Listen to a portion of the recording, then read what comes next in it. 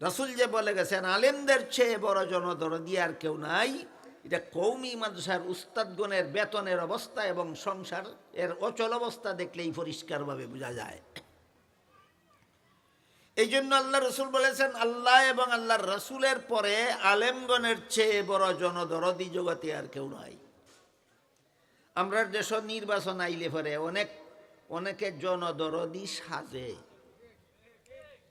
নির্বাচন আইলে অনেকে জনদরদি সাজে।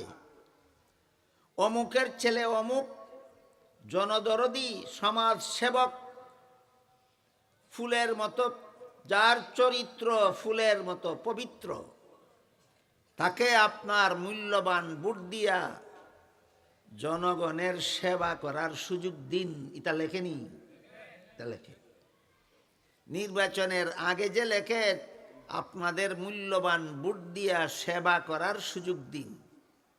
নির্বাচনের পরে যদি পদ পায়, যদি নির্বাচনে পাশ করে, পাশ করার পরে শতকরা ৯৯ ক্ষেত্রে দেখা যায় জনগণকে সেবা করে না, জনগণের সম্পদ সেবন করে। নির্বাচনের আগের সেবা, নির্বাচনের পরের সেবন। সেবন বুঝুননি আপনারা? সেবন কাইয়া লাওয়ান, যারা কয় সেবন, বানানো খুব একটা বেশ কম নাই। দন্ত শয়কার সে বয় আকার বা আসিল সেবা। গদি ফাইলে পরে দন্ত শয়কার ঠিক আছে, ব ঠিক আছে, খালি আকার বদলাইয়া দন্ত ন লাগাইছে। ফাঁস করার পরে দন্ত শয়কার ঠিক আছে, ব ঠিক আছে, বয়ের আকার বদলাইয়া দন্ত ন লাগাইছে। ওই সেবা হইছে সেবন, সেবা হইছে সেবন। এইরকম জনদরদির সংখ্যাই তো সমাজে বেশি না? এইরকম জনদরদির সংখ্যা বেশি না? এরা কি সত্যিকারের জনদরদি না জনদরদি নামের দুঃখাবাজ? হাদিস শরীফে আল্লাহর রাসূল বলেছেন সত্যিকারের জনদরদি আলেমগণ, সত্যিকারের জনদরদি আলেমগণ। এরা ফেটো ভাত্তর বেন্দা 12 মাস মানসা ছুঁড়ে দেখে তোমরার সন্তানরা জাহান্নাম থেকে বাঁচি পেলে। এদের মতো জনদরদি জগতে আর কেউ নাই। এরা পরকালেও কিয়ামতের দিনও আলেমগণের চেয়ে, যে আলেমগণ যে সবচেয়ে বড় জনদরদি, হাসরের মাঠেও আল্লাহ এটা প্রমাণ করে দিবেন। খুব সম্ভব গত বছর আমি এই ঘটনাটা আপনাদেরকে শুনাইছি, আজকে আবার শুনাই। হাদিস শরীফে রাসূল করিম সাল্লাল্লাহু আলাইহি সাল্লাম বলেন, কিয়ামতের দিন যখন সারা দুনিয়ার সমস্ত মানুষ জীবিত হয়ে হাসরের মাঠে দাঁড়াবে জীবনের সকল কাজের হিসাব দেওয়ার জন্য, হাদিস শরীফে আল্লাহ রাসূল আরো বলেছেন, হাসরের মাঠে একটা মানুষকেও জায়গার থেকে নড়াচড়া করতে দেওয়া হবে না 5টা প্রশ্নের জবাব না দেওয়া পর্যন্ত। হাসরের মাঠে প্রতিটি মানুষকে 5 প্রশ্নের জবাব দিতে হবে। 1 নম্বর প্রশ্ন হবে আন উমারিহি ফিমা আফনা, দুনিয়ার জীবনটা কোন কাজে কাটাইয়া আইছো। 2 নম্বর প্রশ্ন হবে আন শাবাবিহি ফিমা আবলা, যৌবন কালে কি কইরে আইছো। 3 নম্বর প্রশ্ন হবে দুনিয়ার জীবনে যত মাল কামাই করছো হালাল উপায়ে না হারাম উপায়ে। 4 নম্বর প্রশ্ন হবে দুনিয়াতে যত মাল খরচ করছো হালাল কাজে খরচ করছো না হারাম কাজে খরচ করছো। 5 নম্বর প্রশ্ন হবে ইলমে দিন শিখছো কি পরিমাণ আর আমল করছো কি পরিমাণ। কটা প্রশ্ন হইল? আল্লাহর রাসূল বলেন 5টা প্রশ্নের জবাব না দেওয়া পর্যন্ত একটা মানুষকে জায়গার থেকে নড়াচড়া করতে দেওয়া হবে না, ঠাই জায়গায় দাঁড়িয়ে থাকতে হবে একটানা 50,000 বছর।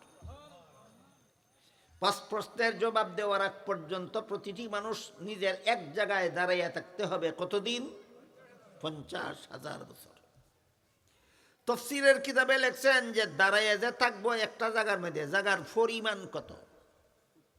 তফসিরের কিতাবে লিখছেন দুই পায়ে দাঁড়াইতে দুই পায়ের তালুর নিচে পরে যে পরিমাণ জায়গা, এর বেশি জায়গা ওই পাইতো না। বলেন কি পরিমাণ জায়গায় দাঁড়াইবে? যে পরিমাণ জায়গা পায়ের তালুর নিচে পরে এই পরিমাণ। হাদিস শরীফে রাসূল করিম সাল্লাল্লাহু আলাইহি ওয়াসাল্লাম বলেন, আসমানের সূর্যটার মধ্যে বর্তমানে যে পরিমাণ তাপ আছে, তাপ এর থেকে 70 গুণ তাপ বাড়াইয়া দিয়া বিজ্ঞানীরা কয় সূর্যটা পৃথিবীর থেকে 9,30,00,000 মাইল দূরে আছে। বিজ্ঞানীরা কয় সূর্যটা পৃথিবীর থেকে কত দূরে? 9 কোটি মাইল, আরো 30,00,000 মাইল। আল্লাহর রাসূল বলেন এই সূর্যটার তাপ 70 গুণ বাড়াইয়া দিয়া হাসরের মাঠে দাঁড়ানো অবস্থায় মানুষের মাথার 9 ইঞ্চি উপরে রাখা হবে। যে তাপ আছে এই তাপ 70 গুণ বাড়াইয়া দিয়া 9 কোটি মাইল দূরের সূর্যরে মাথার 9 ইঞ্চি উপরে রাখা হবে। এক জায়গায় দাঁড়াইয়া থাকতে হবে এরকম উত্তপ্ত সূর্যের নিচে 50,000 বছর। হাদিস শরীফে রাসূল করিম সাল্লাল্লাহু আলাইহি ওয়াসাল্লাম বলেন হাসরের মাঠে মানুষগুলি উলঙ্গ অবস্থায় দাঁড়াবে। শোনা মাত্রই নবীর বিবি হযরত আয়েশা রাদিয়াল্লাহু তাআলা আনহা জিজ্ঞাসা করলেন, ওগো আল্লাহর রাসূল, সারা দুনিয়ার সমস্ত পুরুষ মহিলা একের সামনে অপরে উলঙ্গ অবস্থায় দাঁড়াইয়া থাকবে, এটা তো বড় লজ্জার কথা। আপনারা কি মনে করেন? একটা বাজারও যদি একদল বেড়াইন একদল বেটেন ল্যাংটা দাঁড়াইয়া থাকে, এটা কি মানের কথা না লজ্জার কথা? লজ্জার কথা। আয়েশা বলেন, রসুল এটা তো বড় লজ্জার কথা। রসুল বলেন, ও আয়েশা, তুমি হাসরের মাঠের অবস্থাটা বুঝছো না, এই জন্য লজ্জার চিন্তা করতেছ। হাসরের মাঠে মানুষগুলি যে দাঁড়াইবে আল্লাহর আযাব গজবের ভয়ে হা কইরা উপর দিকে তাকাইয়া যে দাঁড়াইবে, 50,000 বৎসরের ভিতরে 1 সেকেন্ডের জন্য নজর উপর থেকে নিচের দিকে নেওয়ার সুযোগ পাইবে না। কাজেই কে কাফর ফরা আর কে উলঙ্গ, কে নারী আর কে পুরুষ, এমন লজ্জার কথা চিন্তা করার সময় কই তার? সে তো আল্লাহর গজবে হা কইরা দাঁড়াইয়া থাকবে উপরের দিকে 50,000 বছর। বুঝা থাকলে বলেন তো হাসরের মাঠে মানুষের দাঁড়ানোর অবস্থাটা সাধারণ না ভয়ঙ্কর?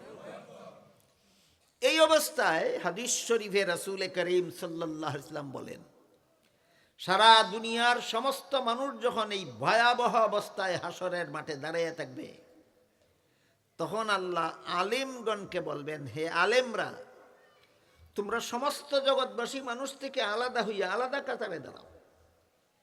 রাসূল বলেন, আলিমগণ যখন আল্লাহর কথায় আল্লাহর হুকুমে অন্য মানুষ থেকে আলাদা হইয়া যখন আলাদা কাতারে দাঁড়াবেন, তখন আল্লাহ আলেমগণকে বলবেন, আমি আল্লাহ দুনিয়াতে তোমাদেরকে আলেম হওয়ার তৌফিক দিছিলাম, জাহান্নামের আগুন দিয়া জ্বালাবার জন্য নয়, তোমরা জান্নাতে চলে যাও। আমি গত বছর আমার যত দূর মনে পড়ে আমি ঘটনাটা আপনাদের শুনাইছি। এখানে একটা প্রশ্ন জাগে যে রাসূল যে কইলেন আলিমদেরকে আল্লাহ বলবেন জান্নাতে যাও, তাহলে আলেমরা নামাজ রোজা না করলে অসুবিধা কি? আলিমরা সুদ খাইলে, ঘুষ খাইলে, মদ খাইলে, গাঞ্জা খাইলে অসুবিধা কি? রসুল বলছেন আলিমরা জান্নাতে যাইব। এই প্রশ্নের জবাবে তাফসীরের কিতাবে লেখা আছে, আলিম 2 প্রকার। এক প্রকার হইল সমাজের দৃষ্টিতে আলেম, আর এক প্রকার হইল আল্লাহর দৃষ্টিতে আলেম। বলেন আলেম কত প্রকার? সমাজের দৃষ্টিতে আলেম আর আল্লাহর দৃষ্টিতে আলেম। সমাজে আলেম কারে কয়? কোরআন হাদিসের এলিম যিনি শিখছে সমাজে তারই আলিম কয়। কোরআন হাদিসের এলিম শিখলেই সমাজে তারে আলেম কয়। আল্লাহ এলিম শিখলেই আলেম কয় না। কোরআন হাদিসের এলিম শিকার পরে এলিম মতো যারা জীবন যাপন করে মরণ পর্যন্ত, কোরআন হাদিসের এলিম শিকার পরে এলিম মতো যারা জীবন যাপন করে মরণ পর্যন্ত, এদেরকে আল্লাহ আলিম কয়। বুঝে থাকলে বলেন, সমাজের দৃষ্টিতে আলেম আর আল্লাহর দৃষ্টিতে আলেম বেশ কম আসেনি? তাহলে আল্লাহর দৃষ্টিতে যারা আলেম এরাও কি বেনামাজি হইতে পারবে? আল্লাহর দৃষ্টিতে যারা আলেম এরাও সুদকুর হইতে পারবে? ঘুষকুর, মদকুর, গাঞ্জাকুর আল্লাহর দৃষ্টিতে যারা আলেম তারা হইতে পারবে না। আল্লাহর দৃষ্টিতে যারা আলেম তারা বাটপার, দুঃখাবাজ, পার্সেলিটিকারী হইতে পারে না। এরা অন্যায়ভাবে কোনো মানুষের সম্পদ খাইতে পারে না। এরা অন্যায়ভাবে কোনো মানুষকে কষ্ট দিতে পারে না। এরা কোনো মানুষের সাথে মিথ্যা কথা বলতে পারে না। এরা কোনো মানুষকে দুঃখা দিতে পারে না। এরা কোনো মানুষের সাথে বাটপারি করতে পারে না। প্রমাণ হইল এরা শুধু এলিম শিখছে না, এলিম মতো জীবনযাপন করে।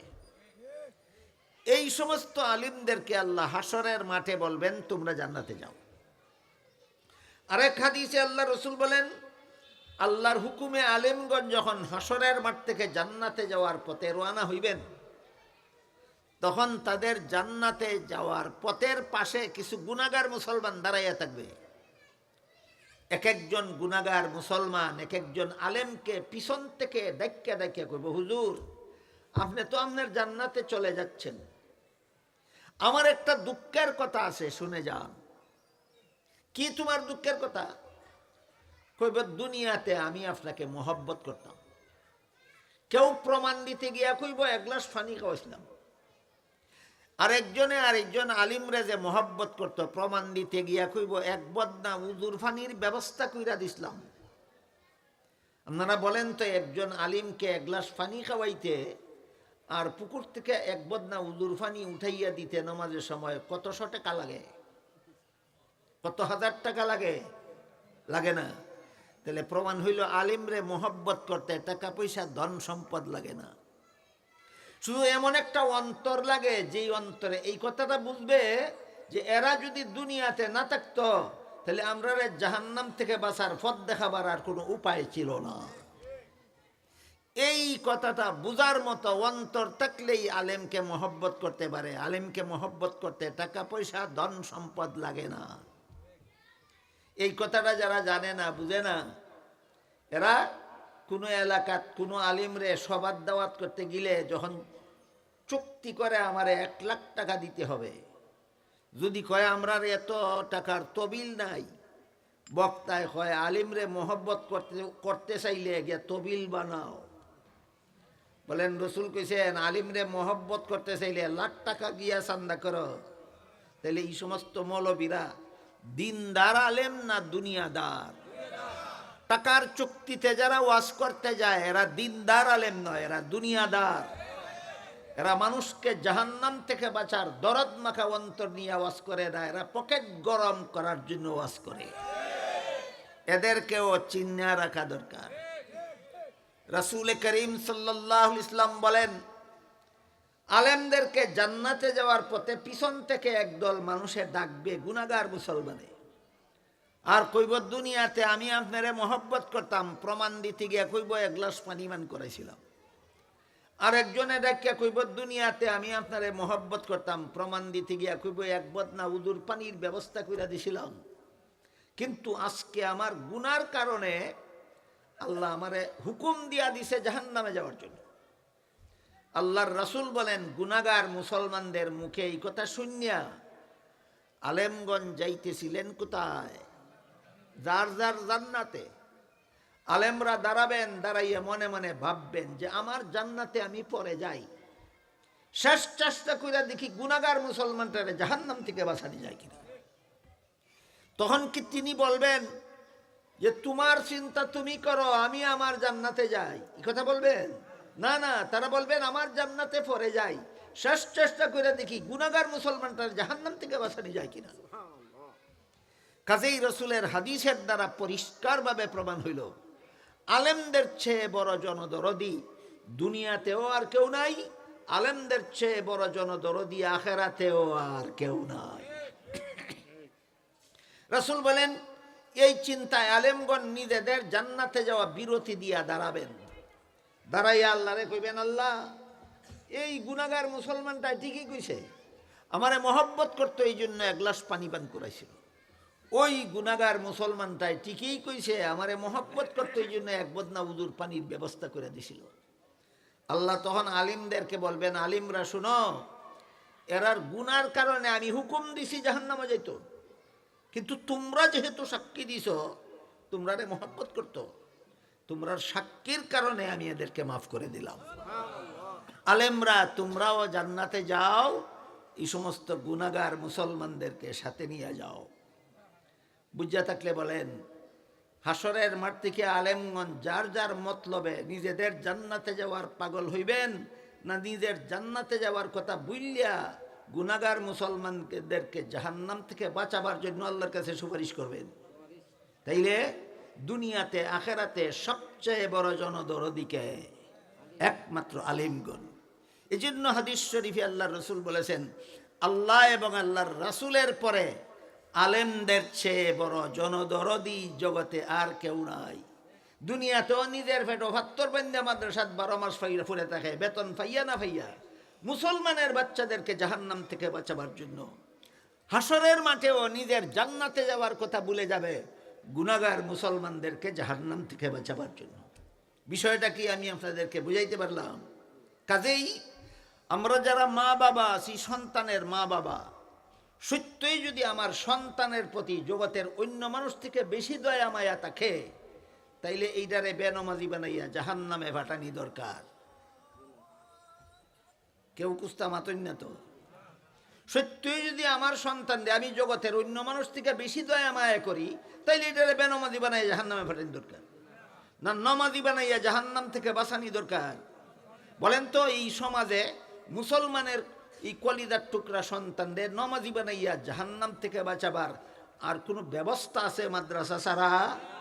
আর কোনো ব্যবস্থা নাই। এই জন্য আমার আশপাশের, এই সবার আশপাশের যত এলাকায় মাইকের আওয়াজ পৌঁছতেছে, আমি এলাকার সমস্ত মুসলমান মা বাবাদেরকে অনুরোধ করে বলি, আপনার কলিজার টুকরা ছেলে মেয়ে যাকে আপনি জগতের সমস্ত মানুষ থেকে বেশি দয়া মায়া করেন, এই দয়া মায়া ধইরা রাখতে হইলে তাকে জাহান্নাম থেকে বাঁচাতে হবে। আল্লাহ কুরআনে বলেছেন, তোমার ছেলে মেয়েকে জাহান্নাম থেকে বাঁচাও। আর হাদিস শরীফে রাসূল বলেছেন, নামাজি বানানি ছাড়া জাহান্নাম থেকে বাঁচাবার কোনো পথ নাই। এই জন্য মাইকের আওয়াজ যত দূর পর্যন্ত পৌঁছে, সমস্ত বাড়িঘরের সমস্ত মুসলমান মা বাবাদেরকে আমি অনুরোধ করে বলি, যদি আপনার কলিজার টুকরা ছেলে মেয়েদেরকে জাহান্নাম থেকে বাঁচাতে চান, কমপক্ষে 5টা বছর মাদ্রাসায় পড়াইয়া আগে নমাজি বানান, তারপর স্কুলে পড়ান, কলেজে পড়ান, ব্যবসা করান, চাকরি করান, গৃহস্থী করান, যা পারেন করেন, আর বেনমাজি হইতো না। আল্লাহ আপনারারে আমরারে সমস্ত মুসলমানদের কলিজার টুকরা ছেলে মেয়েরারে এইভাবে মাদ্রাসাত পড়াইয়া নমাজি বানাইয়া জাহান্নাম থেকে বাঁচাইবার তৌফিক দান করুক। সবাই বলুন আমিন। সুবহান রাব্বিকা রাব্বিল ইজ্জাতি আম্মা ইয়াসিফুনা ওয়া সালামুন আলাল মুরসালিন আলহামদুলিল্লাহি রাব্বিল আলামিন। তিনজন ছাত্ররে ফাঁকরি দেওয়া, আপনারা বোন দেখলেও সব আছে, ফাঁকরি দেওয়ার আগে আগে